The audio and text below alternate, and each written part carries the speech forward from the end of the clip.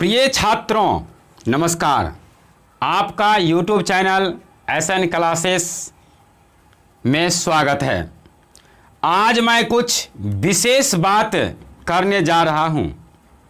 बहुत सारे लोग का क्वेश्चन है कि ये माइंड किस प्रकार काम करता है।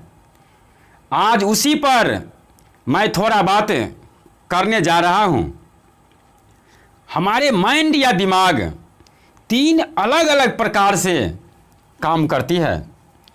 पहला है कॉन्शियस माइंड, जिसे हम चेतन मन कहते हैं। दूसरा है सबकॉन्शियस माइंड, जिसे हम अवचेतन मन कहते हैं।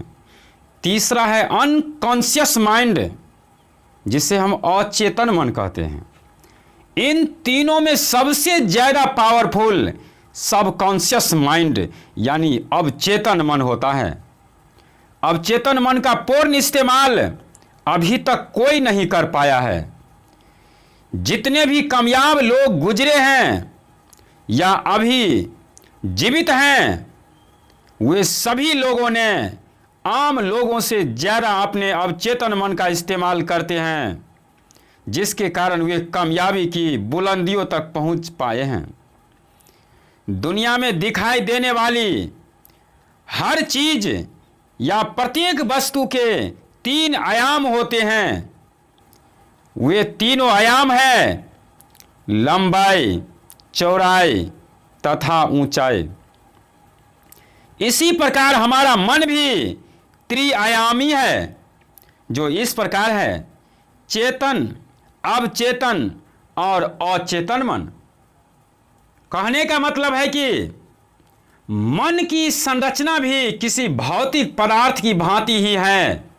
बस फर्क इतना है कि मन सूक्ष्म होता है, जिसके कारण वे दिखाई नहीं देता है, जबकि भौतिक पदार्थ स्थूल होते हैं, जिसके कारण वे दिखाई पड़ते हैं।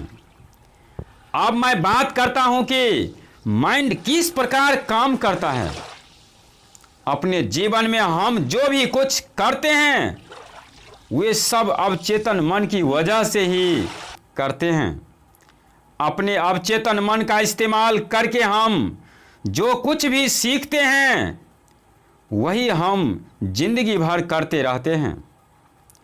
जिंदगी में व्यक्ति जो भी बड़ा या छोटा काम करता है, वे सिर्फ और सिर्फ अपने अवचेतन मन के कारण ही करता है। जो कोई व्यक्ति अपने अवचेतन मन पर काबू कर लिया, उसके लिए कोई भी बड़ा काम मुश्किल नहीं होता। कोई भी बड़े काम की प्लानिंग तो कर लेते हैं, लेकिन जब उस काम की शुरुआत करते हैं तो बड़े मुश्किलें आती हैं। लेकिन उस स्थिति में अगर हम कोशिश करना छोड़ दे तो हम अपने अवचेतन मन को प्राप्त ही नहीं कर सकते। लेकिन उस मुश्किल परिस्थिति में अगर हम फुल फीलिंग्स के साथ लगे रहते हैं तो हम अपने अवचेतन मन को प्राप्त कर लेते हैं, और धीरे धीरे वही काम हमें आसान लगने लगती है, और एक दिन हम अपनी मंजिल पा लेते हैं। जैसे जब हम साइकिल चलाना सीखते हैं तो हम पहली बार में ही नहीं सीख पाते, और ना एक या दो दिन में हम सीख पाते हैं। जब हमारी लगातार कोशिश के बाद थोड़ी थोड़ी साइकिल चलाना आ जाती है, तो हम आराम से चलाते हैं। उस समय हम अच्छा से कट भी नहीं मार पाते हैं, ब्रेक भी याद करके इस्तेमाल करते हैं। कोई मोड़ आने पर बड़े ध्यान से साइकिल मोड़ते हैं। लगातार मेहनत, कोशिश और सीखने की जिज्ञासा से कुछ ही दिनों में हम अच्छी से साइकिल चलाना सीख जाते हैं। उसके बाद हमें न मोड़ से डर लगता है, न तेज चलाने से। जब हम साइकिल चलाना सीख रहे थे, उस समय पहली बार जब हम गिरे या हमें उस समय चोट आई होगी तो हमारा चेतन मन दुखी हुआ होगा और हो सकता है उसने हमें आगे साइकिल चलाने के लिए मना भी किया हो। लेकिन अब चेतन मन ने चेतन मन को संदेश दिया होगा कि साइकिल हर हालत में चलानी सीखनी ही होगी। उसके बाद अपने अंदर स्ट्रॉन्ग फीलिंग्स आई होगी और आप जोश और जुनून के साथ साइकिल चलाना सीखे होंगे और आप धीरे धीरे साइकिल के मास्टर बन गए होंगे। ठीक उसी प्रकार जब भी आप कोई काम शुरू करते हैं तो मुश्किल देखकर हार जाते हैं, लेकिन उसी समय अगर आपके अंदर उस चीज़ को करने की इच्छा शक्ति, उस काम को करने की आपको प्रेरणा देती है तो धीरे धीरे आप उस काम को और भी मन लगाकर करते हैं और फिर एक दिन उसे पूरा कर लेते हैं। कहने का मतलब है कि जब तक आप अपने अब चेतन मन को जगाएंगे नहीं तब तक आप अपनी जिंदगी में कुछ हासिल नहीं कर पाएंगे।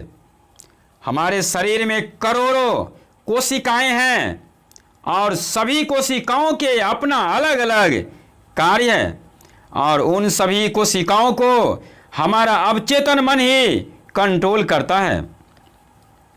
अवचेतन मन को अगर आप काबू करना चाहते हैं तो उसके एक ही तरीका है, आप फुल फीलिंग्स के साथ तब तक उस काम को करते जाएं जब तक वे आपको हासिल ना हो जाए। हमारा अवचेतन मन गीली मिट्टी की तरह होता है।